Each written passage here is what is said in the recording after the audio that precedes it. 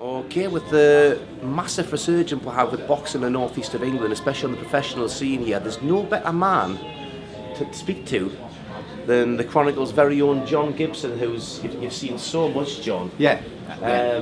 Before we touch upon what's happening now with the boxers at the moment and with the pro scene really taking off, take me back a little bit on the history of the northeast boxing. Well, the 20s and 30s, which I love talking about because I didn't actually see them. It's the only thing I haven't seen age-wise. I've been around for everything else. But they were the great years of when they were boxing once a week in Newcastle and all down both banks of the Tyne. People like Seaman Tommy Watson were so good, they were going over to America to fight for world titles in America. It was a massive time of unemployment and the Jarrow March and this sort of made boxers, if you know what I mean. Boxing often comes out, fighting men coming out of poverty. And the fighting the man, not the man in the fight. Correct, absolutely. And it was a great period without producing many champions because there was only one world title at the time, etc. We're 4 or 5 now. But great times, and then we got on to when New St James's Hall, just opposite St James's Park, Mecca for me, because I would go to St James's Park during the day, and at night time I'd go to St James's Hall to watch the boxing. You were spoiled. Oh, and in the boxing, the atmosphere was great. It was a proper old-time hall. We had a British champion, Maurice Cullen, who was very much a stylish boxer, didn't knock people out, but had a great style about him. George Bowes, who just went to knock people out, the exact opposite. And a lot of imported fighters like Jake Turley, who was a Zulu, terrific to watch, fought there under the Shepherd banner.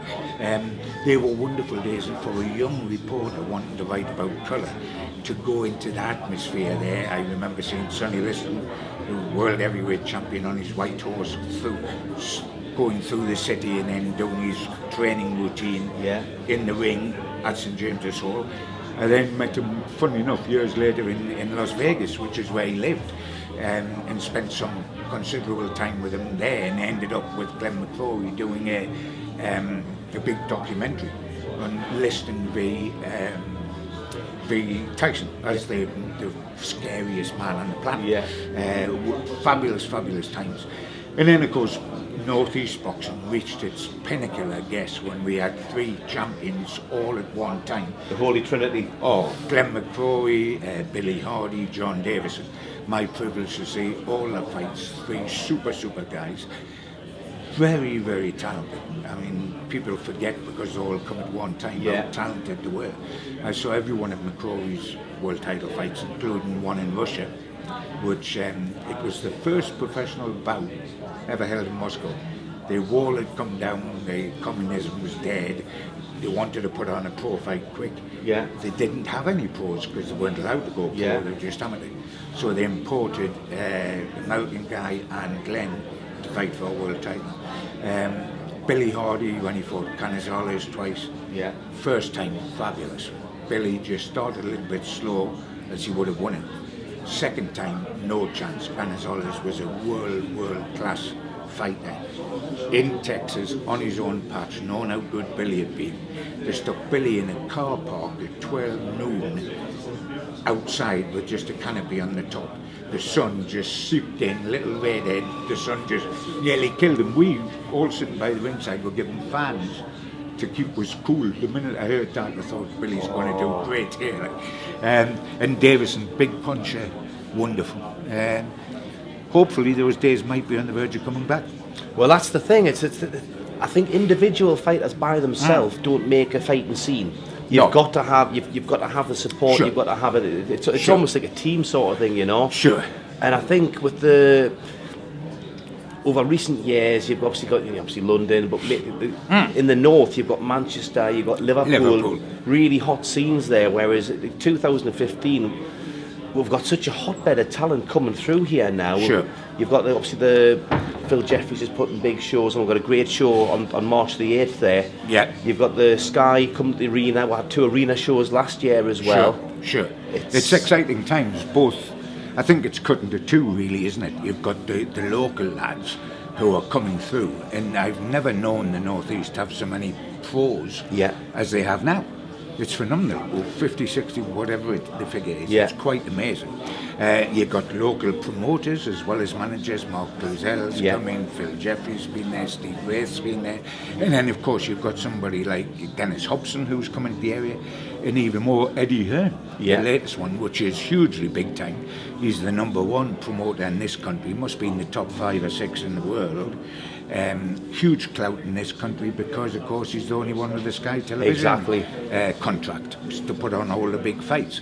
It certainly helps. Oh, doesn't it? And to get him to be interested and come up here. I knew his dad Barry ever so well, and Eddie was just a little lad when he was coming up here originally with Barry, and now it's Eddie. And this big show that's coming off where we've got Bradley Saunders. Terrific prospect. I've followed Bradley since he was amateur.